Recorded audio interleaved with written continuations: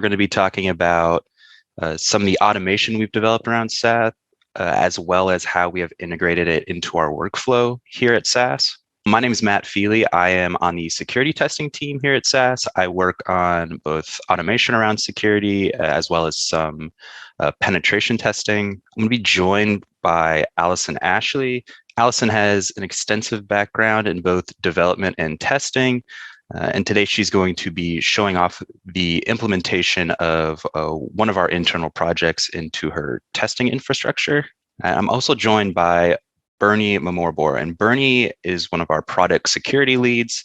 He has an extensive background in application security testing, as well as some experience with DAST tools and automating DAST. And he's also going to be showing off one of the implementations of our internal projects that we're currently in the process of testing. So I'm going to be going through a history of Zap at SAS, how we use it, when we started using it, and why, and the evolutions of projects we've had to go through to ensure that we are properly scanning our applications and getting good coverage. And then I'll be turning it over to Allison and Bernie to be showing off a little bit about Zap CI and Lightning, which are two of our internal projects. So before I dive into how we're using Zap, I wanted to give a quick snapshot into who we are and what SAS does. So SAS is the largest privately held software company, and we develop and market a suite of analytical software and various solutions. And our software is used by most of the Fortune 500, from things such as customer intelligence to fraud and risk management.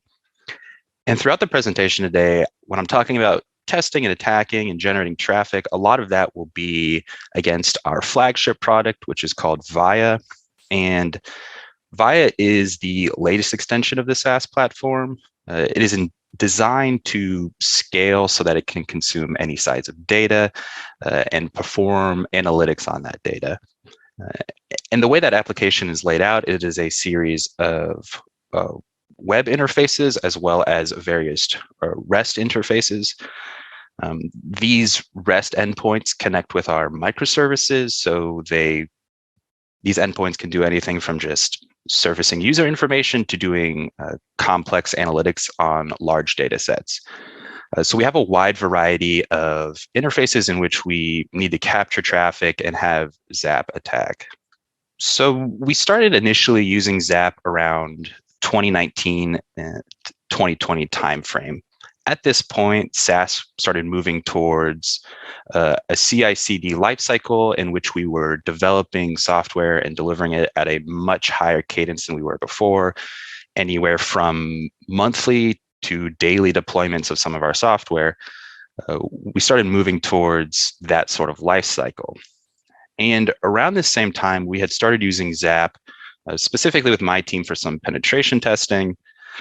But we'd also started training other DAST admins and other engineers on how to perform DAST scans manually with Zap. But one of the things that we quickly found was, given the higher cadence at which we were delivering software, we would absolutely have to automate this process. The ensuring application coverage from a manual standpoint for every release was too large of a time sink for engineers. So the first thing that we looked at was the standalone Docker container that is provided by the Zap core team. And this was a very natural jumping off point for a lot of the engineers here at SAS. So all of our tests are containerized, all of our test automation, and all of our microservices are also containerized.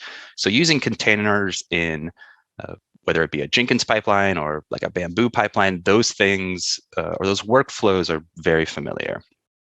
And what we initially found was that that container by itself had a lot of really great scripts built in. So if you are familiar with the container, it's got the baseline scan, which I believe will just do a passive scan. It's got spidering and active scanning.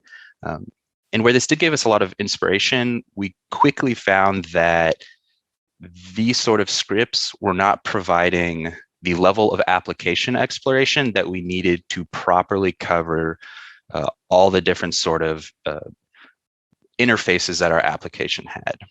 So our problem became that we needed to ensure that application coverage as well as authentication really needed to be driven by our engineers, because that was just something that the container by itself couldn't handle. And that is where our first project that we called Zapdoc came into play. So the goal of Zapdoc was to provide a template suited towards our applications. So we would cover authentication, a little bit of application coverage, and exploration, as well as authentication. And then we would also take care of all the various Zap configurations. And engineers would then fork this project and add their own tests to it to ensure that those specific teams were covering their products properly. So this is a model of what this would look like. In this example, I had created this simple script called via auth attack. And what this would do is it would go in, it would log into Via, it would hit a couple of the endpoints, and then it would launch an active scan from Zap.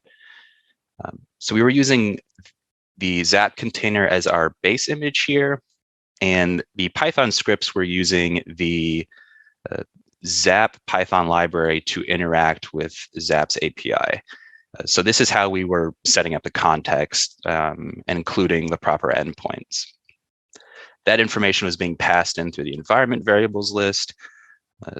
So the idea was that the workflow should be able to be, okay, teams fork this project, add their tests, and then they can build and run this container wherever it's needed. And for some teams, this was viable. They were able to put their testing automation into this container and run it in the workflows that they already had. One team in specific actually took this container, they modified it slightly so that they could ingest open API docs, which is a feature of Zap natively.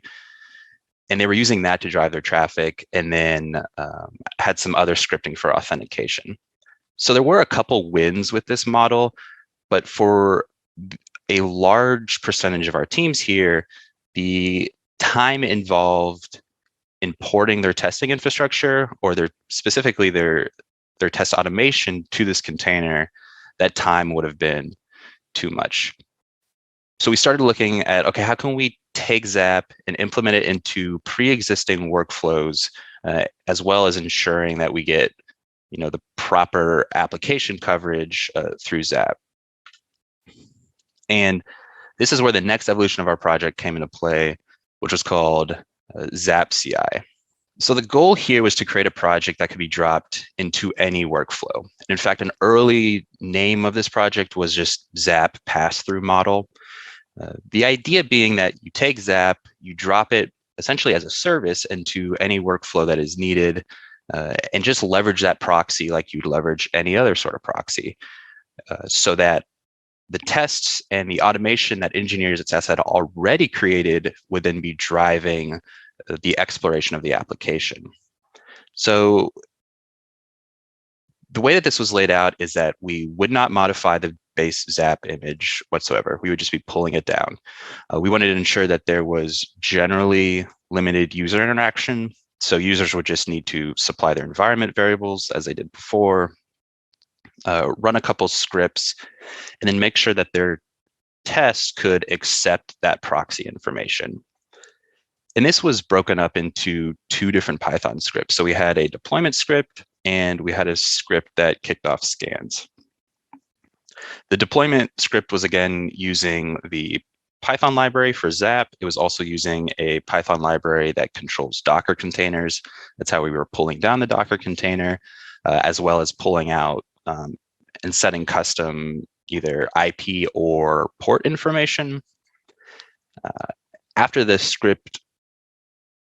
container was deployed, that information, the proxy information, specifically the IP and port, would be passed to testing automation. And then once that automation was complete, the scan script would kick off an active scan as well as generate reports. So this is what this would look like in a Jenkins job. So you'd see we have the deployment. That script would deploy our Zap container, sets the IP and port. Sometimes that stuff has to be custom because as we are running these on Jenkins workers, one of our initial problems was we were having port conflicts. So very rarely is Zap ever running on its default 8080 in this sort of model. And that information got written to a file locally, just a dot file we're calling a .zap proxy, and included environment variables for the IP and port. That information would then be consumed by the automated tests, specifically those containers. If you're running tests in containers, you can either have environment variables set. So if you're familiar with setting up proxies in Linux, you can set up, I believe it's HTTP_proxy that will allow you to set up a proxy for the entire container. Or some of our teams set up their tests so that the suites themselves consume that proxy information. And of course, the scan will kick off the scan. That'd be the active scan, and then we generate several reports. And this is what the actual code would look like in a Jenkins example. So as you can see, we are initially setting up a Python environment. We are exporting several of these environment variables. To give you an idea of some of the environment variables we used, we would do things like, if you are familiar with Zap's context, setting up a target, the actual base of the context, setting up a target list. So we have some teams that they might have an application, but they only want to hit specific endpoints. So our active scan would loop through that target list, setting up exclusions. So when it comes to authentication in VIA, that can get a little tricky. So we want to ensure that the application is not logging out. So setting up exclusions as well as container names, custom ports.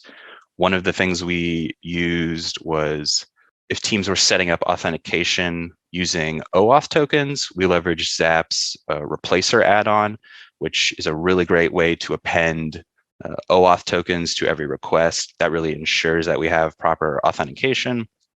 And then anything else would just be, if individual teams wanted to slightly tweak how Zap was running.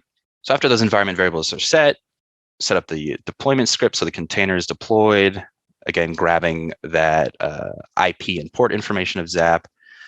Here's an example of running a test container and passing in that host and port information, and then finally running the scan. And for most of our teams, this was a model that could be easily adopted into their workflow because now they're getting proper application coverage. So they ensure that they're scanning everything they need to because their testing automation is touching all parts of the application that is needed. And the fact that these tests are already written, so you're not having to create a dedicated workflow specifically for Zap. The problem with this is not all of our engineers have the ability to modify their Jenkins workers, or if they are running these in Jenkins Blue Ocean pipeline, they might not be able to modify those environments. So these steps here where we are setting up a Python environment, and then as well, some of these various little Linux tricks, such as exporting these environment variables, that didn't fit into their workflow. We also have some teams that have Jenkins workers on Windows machines, and again, that became difficult to run here. So where this workflow was great and it was able to be adopted, we still wanted to take this one step farther and make it a completely self-contained solution. And that is where the project that I'm currently working on and is in development and being tested, which we're calling Lightning. So Lightning is just a completely self-contained solution. We're taking what we learned from Zapdoc as well as Zap CI, and we're putting that all into a single container. So we are using the Zap stable image as our base image. And in that container, we are building a Python environment, creating a simple REST API written in Falcon. And that is what is being used to trigger when tests are ready to throw traffic through Zap, as well as when they are ready to run the active scan. So this is what this model looks like. As you can see here, there is a couple curl commands that are hitting our API, and this is what is kicking off the active scan. One of the tricky parts of implementing this was before, as you notice, we had that really nice workflow where it was deploy, run tests, and then scan. So now instead of having this deploy, run, test, and scan. We are controlling that with these curl commands to our API. And then just like before, passing that information to our automated test and allowing Zap to scan based on the configurations in their environment variables. And this is what this would look like in a Jenkins example. So we have internal registries, so engineers will pull down their container. They will then run that container. Just to walk through some of these things, we rebounded the port for Zap locally. In this example, it's just running on 5555.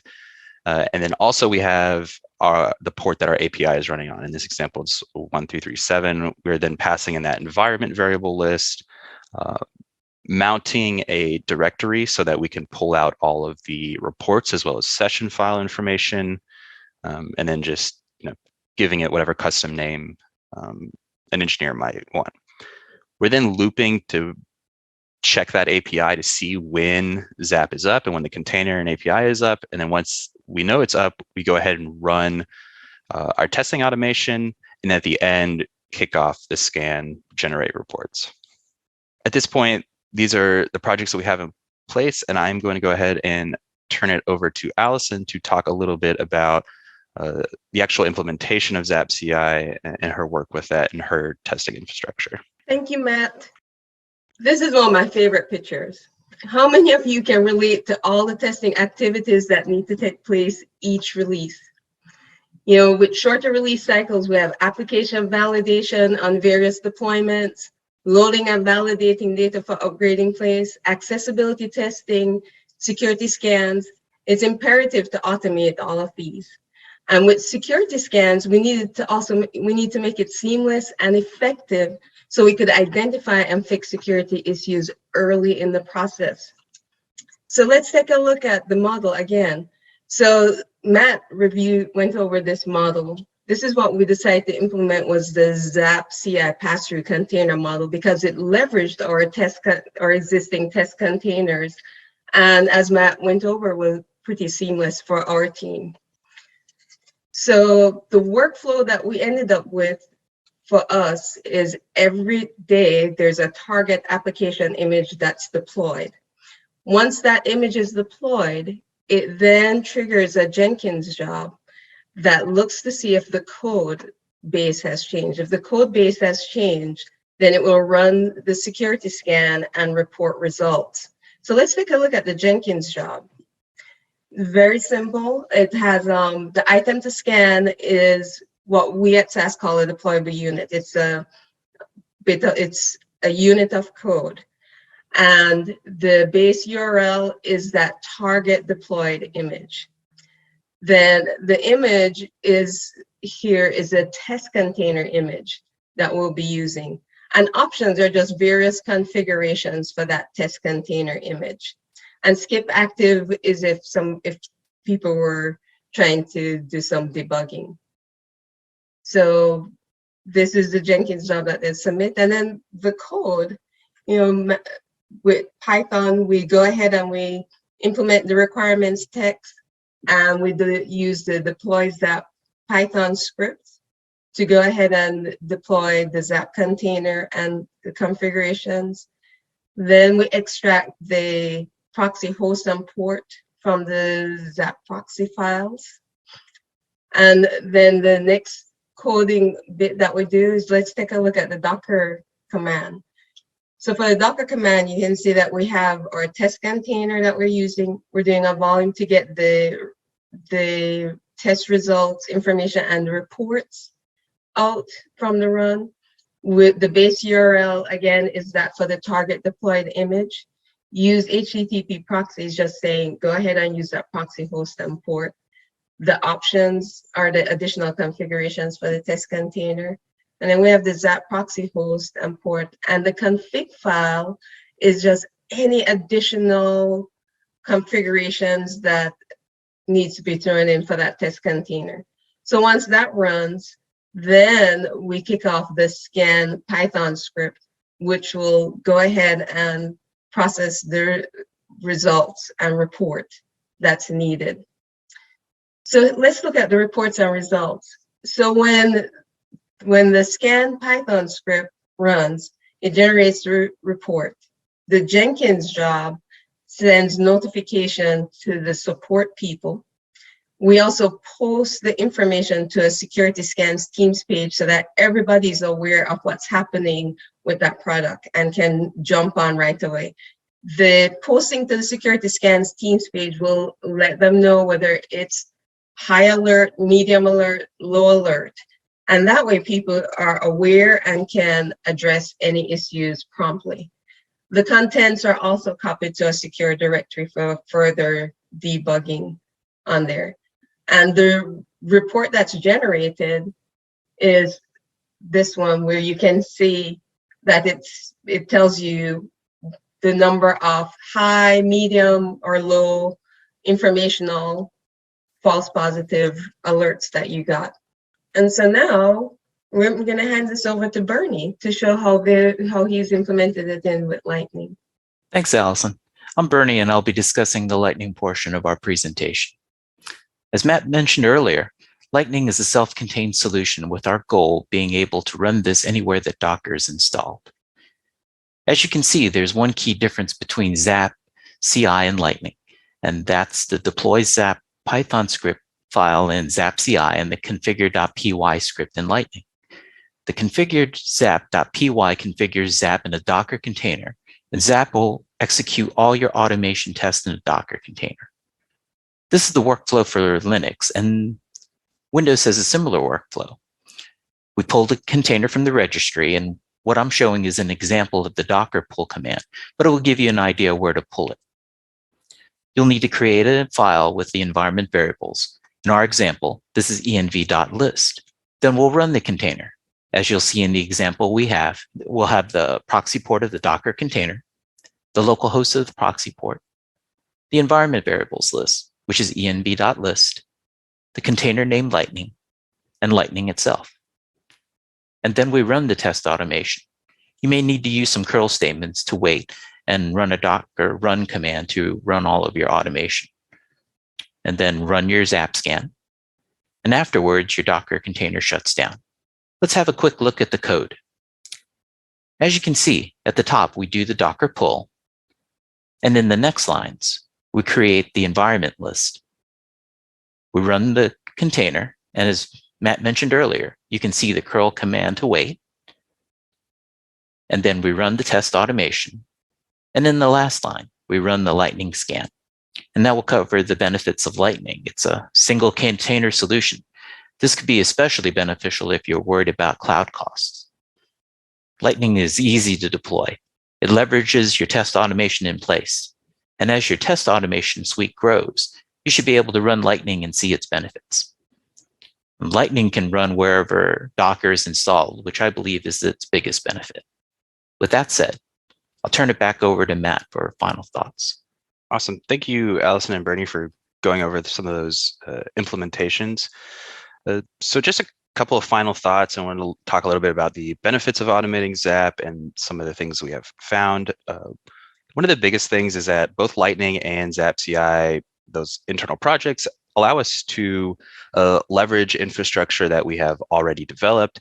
It also allows us to ensure that we are getting proper coverage of our applications. One of the things that we abide to very strongly here is we want to ensure that we are scanning every piece of new code that is coming through. And these new workflows allow us to do that. These scans also happen more frequently, which enables engineers to maximize their time when it comes to intervening on fixing things, as well as just generally identifying these issues earlier in the software lifecycle. And when it comes to actually capturing these issues and processing them, triage, that is one of the problems that we're still working on when it comes to automation. Obviously, you don't want to completely automate that process because you really need human intervention to verify if a problem is valid or not.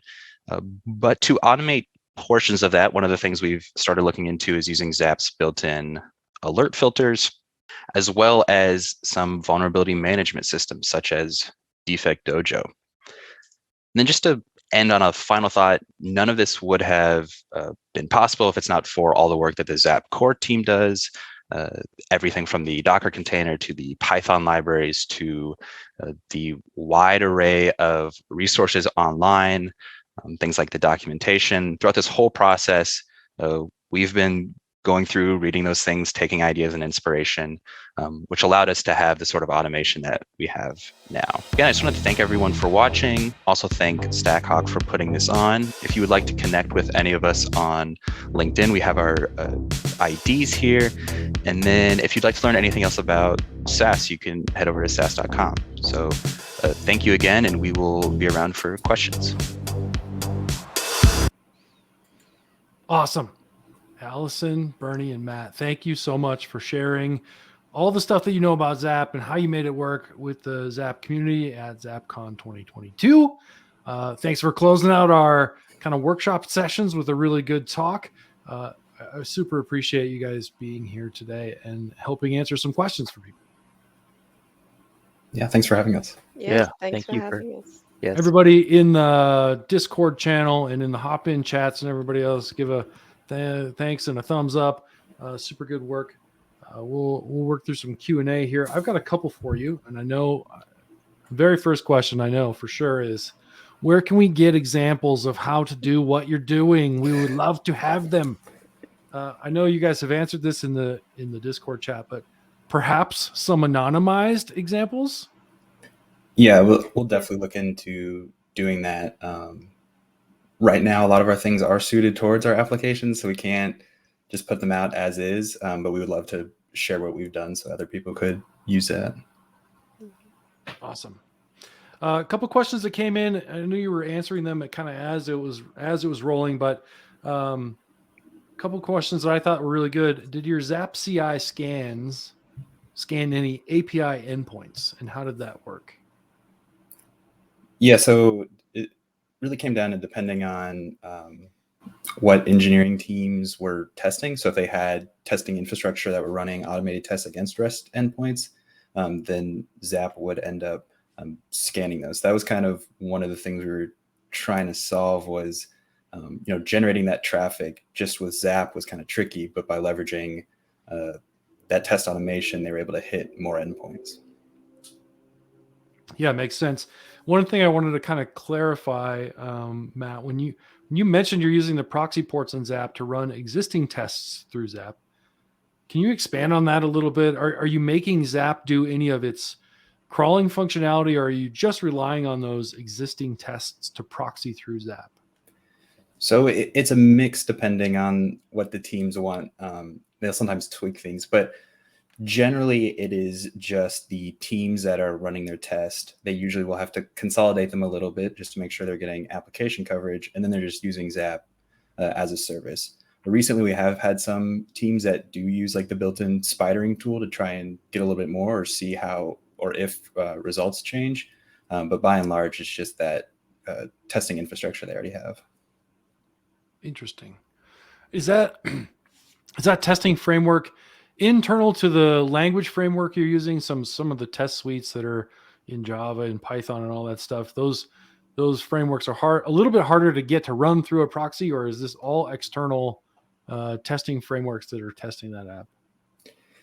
Yeah, so there is like a wide array of different testing frameworks that are being used. We have, some people who might just be, as simple as, Python scripts to Selenium frameworks. I think Allison might be able to talk a little bit about the sort of infrastructure she uses, but there is like a wide array of things that people use. Yeah. Good. Yeah. Go ahead, So we Allison. use, some of what we use is Robot Framework. We use, Python, we use Playwright, and we containerize those tests, and then we're able to pass, run the scan, like run those tests, capture the traffic, and then run the scans on the results. So Interesting. That brings me to another question for Allison. Allison, when Matt shows up at your door or on your chats or whatever and goes, "Hey, I want to run security scans in your pipeline," what's your first reaction? And then what happens from there? I said, Oh, that's a good one.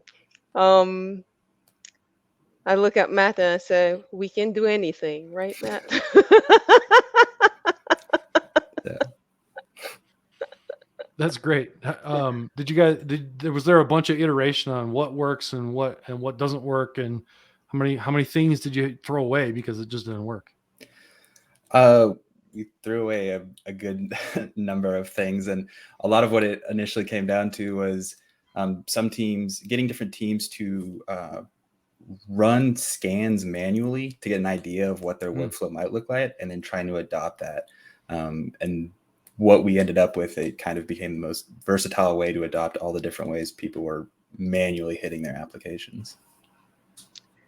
Awesome. Yeah, I think that you know, having all those tests containerized, whether it was for testing APIs or doing UI testing, having all of those containerized really help us to leverage all of the work that Matt did and have it really run through, so teams can create all these tests that they would run to test various things, that we can still just leverage all of those same tests and make sure that everything is being scanned and passing appropriately, or address any security issues early in the process. Awesome. Bernie, help me out here a little bit. I'm a little Sure. confused on what Lightning does in this setup. Well, what is Lightning all about? So Lightning, as we mentioned, is self-contained inside of the Docker. So think about having all your think about having all your Zap resources plus all your tests inside of Docker. So the Docker image spins up, and basically you'll run everything inside of it and export all your outputs to a location where you can look at it later. And then your Docker spins down. So that'll save all the cloud costs right there. And then you can just look at the outputs. They're there for you to look at. Then when you need to do it again, you can just repeat it, spin up a Docker container, compare the results, keeps the cost down. It's a very efficient way of looking at it. And that can be run on any place where you have Docker. If you're lucky enough to have the resources on your desktop, it should run there. But the best place is probably on Rancher. Rancher. Love that. Love some Rancher. That's good stuff.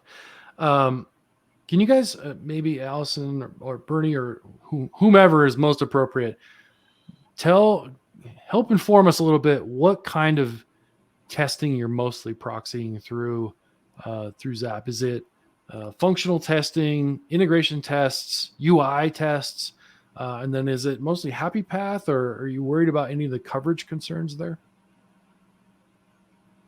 It's a little bit of everything. Yeah, Yeah. So really. for my old division, it's basic functionality, and then when it gets to a different level, it is more in depth. It's API testing, it's posting, it's putting, it's deleting, and then oh my goodness, and then new functionality. Makes sense. It grows, the functionality as it grows over time. So it just gets longer and longer over as your solution grows. Yep. More test suites, longer kind of scan times, That's right. Scan activity. Any concerns with any of your software development teams about how long it's taking to do the scans? Just a bit. Yeah, that's something that has come up. That is one of the problems I didn't add on to the things we're trying to solve. Usually what ends up happening there is we can't just take whatever the testing infrastructure is by itself. We have to pare down those tests a little bit because with some of our applications, we have massive returns, and that can result in a lot of processing time for Zap analyzing the requests or responses.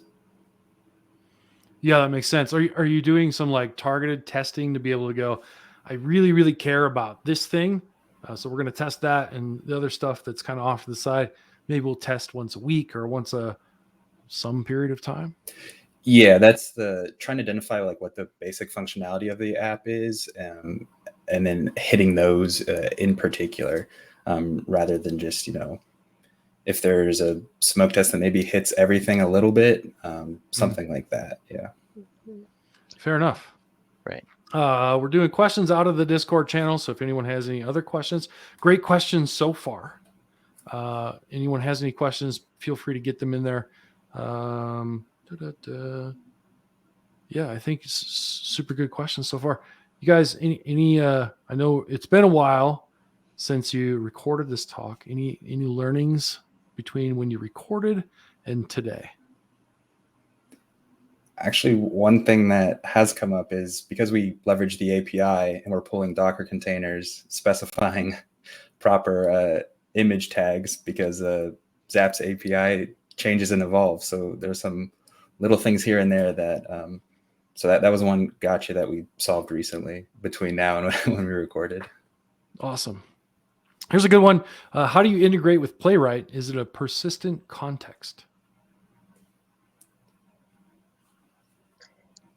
So I haven't, so for the Playwright stuff, I haven't done much with that. There's another team that uses that. So I will not be able to answer that question. That is, Playwright is front-end testing framework, right? Like Selenium, Yes. only a little bit different. And Microsoft open source, I believe, if I'm not mistaken, That's for those correct. that don't know. So Awesome. with some of that front end stuff, tests are modified to not log out, and then we include URL exclusions in Zap to make sure that Zap doesn't trigger our logout functions to try and persist those sessions.